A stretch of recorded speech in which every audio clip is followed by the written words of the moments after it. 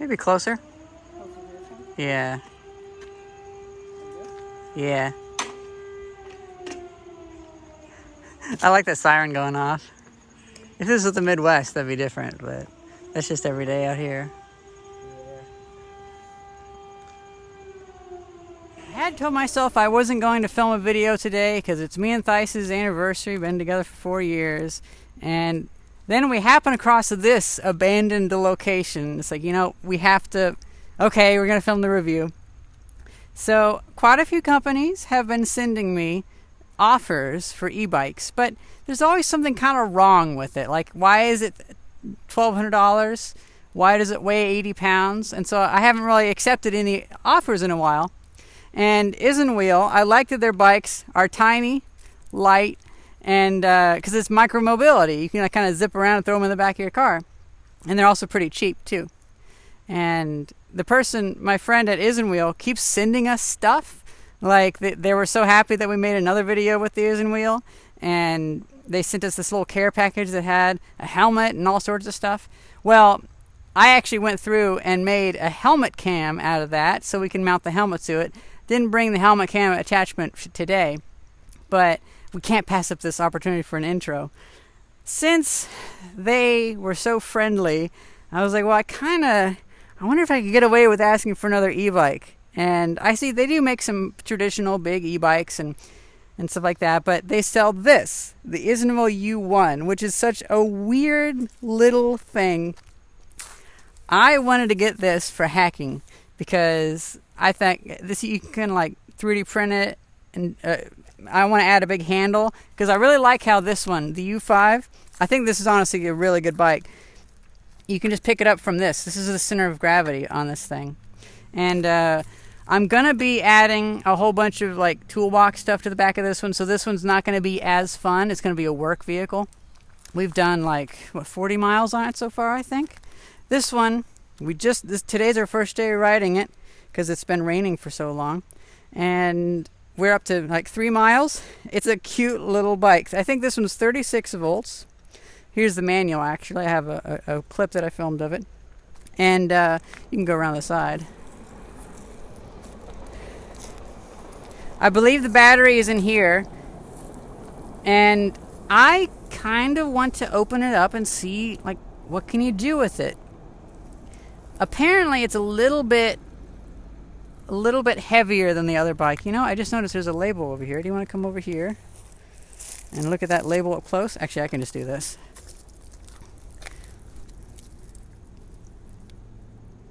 So this little label. So I figure, we can't pass up this opportunity for this to film this intro. Look at this.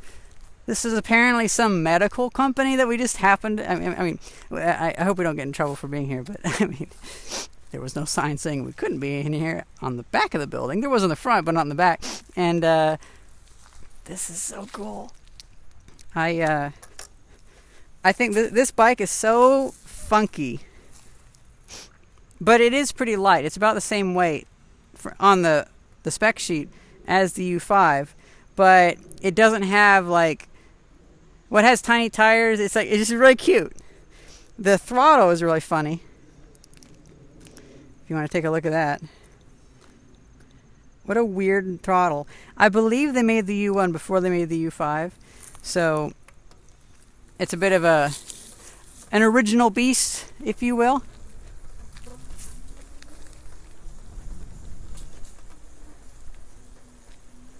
I've actually been using this to commute to and from my customers' homes because I do painting and woodworking and little repairs here and there. And I only go within town, within like a mile range, but that means that I can just be the friendly neighborhood fixer-upper. I'm going to get a few more miles on this, and then we'll really get to see what my thoughts are. I feel like, well, for me, I kind of like this bike because it does give me a lot of compact movability, but I could see how a lot of people think it's goofy, which it kind of is, and it's also a weird shape. So because I happen to be a rapid prototyping specialist, I probably will cut it up and I probably will modify it into a smaller shape and be even more compact. But for what it is, I do like how tiny it is. So it's been a week and a half, and I've been riding the Isinwheel U1 for my work transportation. I've been helping various neighbors do painting, fence repair, things like that. I'll usually take the tools in our car, but I have enough tools that I can leave some tools here, some tools there, and then it's just a matter of going there, doing a little bit of painting, and then coming home or going to the workshop. Now, sometimes I have to carry tools on me, but I find ways to do that. And with this, I do think I could actually fit a little basket on the back to hold some tools. I keep filming this video as I go more and more miles on this thing, and it's great for short trips. The wheels are tiny, so you have to be careful what you drive over. The power isn't great, but it is good. Like, for instance, we have some pretty steep hills here near the valley, and that's about as steep of a grade as you can really expect. And it pretty much goes down to 3 miles an hour. It's best to pedal up them. But for flat stuff, it's great. And even slightly hilly stuff, it has enough power. It has about as much power as a person pedaling. So it's not gonna be a motorcycle, but for this, it works really well because the killer feature just happens to be that our apartment building has a really awkward mailroom where there's 2 big doors, and they have really heavy duty springs. And whenever I come in, this can fit between the door and the first steps. And there's another door. And the other bike, if I let the door come back, it slams into the back of the bike, and I risk shattering a $1,000 door. And so I have to quickly pull up on the front and pull it up the steps before the back door shuts and smashes into the metal of the back of the bike.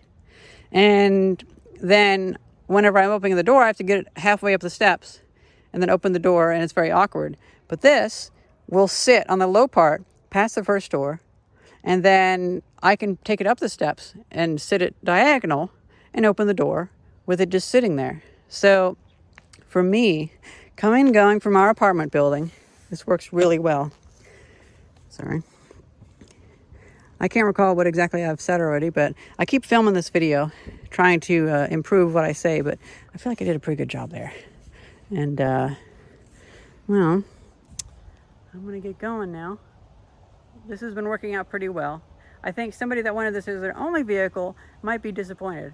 However, if you have just flat terrain, if you live in like the plateaus of California, this will be easy. Top speed is honestly around 18 miles an hour. It can go faster, but for the most part, I would say 17, 18 is about the top speed, but it feels nice. I used it to carry a whole bunch of lumber. Actually worked out pretty well. I enjoyed how tiny it is, actually. So it's been a month. It may have been 2 months, actually, since I got this Isinwheel U1, and this has become my default traveling e-bike because I don't have to go very far, and I want something that's tiny. I wish it was lighter, but I do like how short the wheelbase is, because that way it's so much easier to take in and out of the apartment.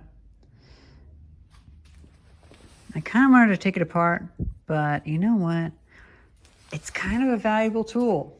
It does, in this case, beat the Isinwheel U5, which is a pretty common bike style. This looks like it's kind of more unique, though. And I've only put, let's see, like 6 miles on it.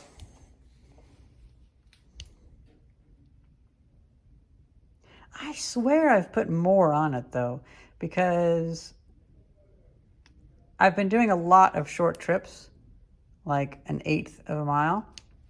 And I feel like if you do 8 trips of 1/8 of a mile, it doesn't roll up to the next number.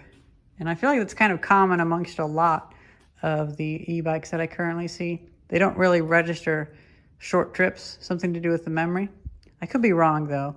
But so I've taken quite a number of trips on this, and I think it might be good to add some way to carry some things on it. But if I need to carry something, I think I'll probably put a cargo rack on the U5.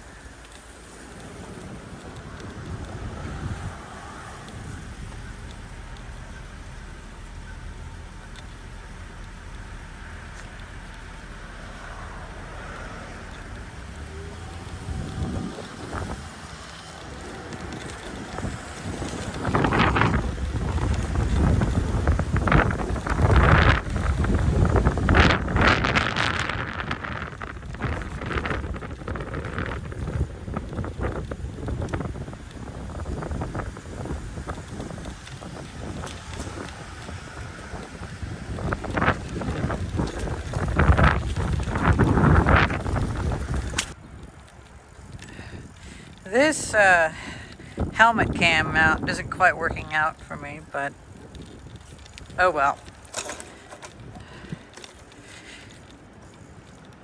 I know a lot of people don't live in a living situation like me, so an apartment compatible e-bike isn't quite a big deal, but for me it is.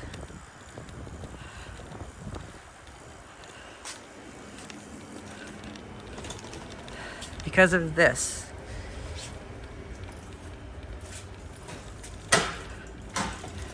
See, the U5, it's just so long that the door hits it about right here. And I'm always worried about it breaking this glass. I have to pop it up really quick onto there. And then I have to get on the other side. I have to, oh, it's still on. That's another risk. I have to pick it up and carry it over and then get over there. But with this one, I can just bring it in. I can bring it over because I can actually drive it down here. Do that.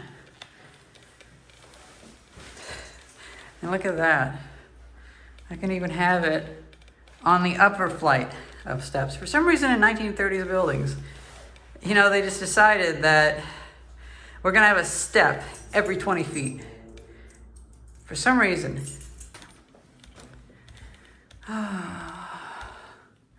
Yeah, this helmet cam doesn't quite work. In order to film the road, oh, well look at that. Another issue is this Isinwheel, oh, that doesn't actually tighten it. I can't get it any tighter, so that's unfortunate. This, well, yeah.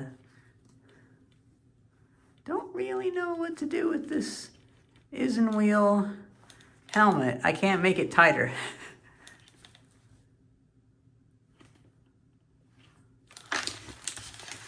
surely. No?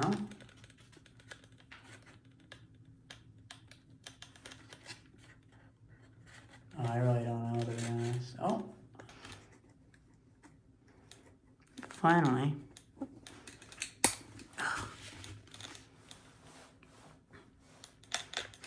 What a weird ass. What a weird fucking thing. I don't know.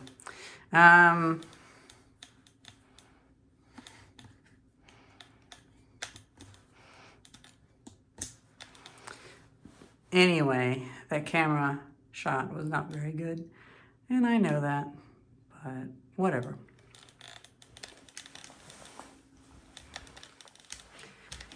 This e-bike, it's the same weight as the Isinwheel U5 and the electric and all that.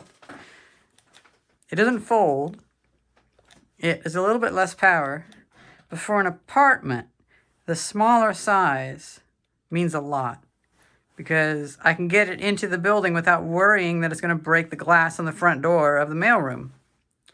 And overall, because of that, it's my pick for apartment living. I wish it had a handle here at the center of weight, because, you know, we live in a 1930s apartment where there's a step every 10 feet coming up to it. And that's really annoying. You have to carry it up each individual step, you know. And so that's the one detraction from this, is it needs to have a handle in the middle, and I plan to add one. But yeah, this smaller e-bike for, well, I'm not really living in the city, but 1930s suburbs works best out of all the e-bikes we've had so far. And so that's why this one is the one I've actually been using to commute every day that I'm tired. I just take this. So yeah, that's been almost 2 months with the Isinwheel U1, about a month and a half. I've been using it as my main e-bike, and a lot of people will scoff at it because they don't have apartment challenges.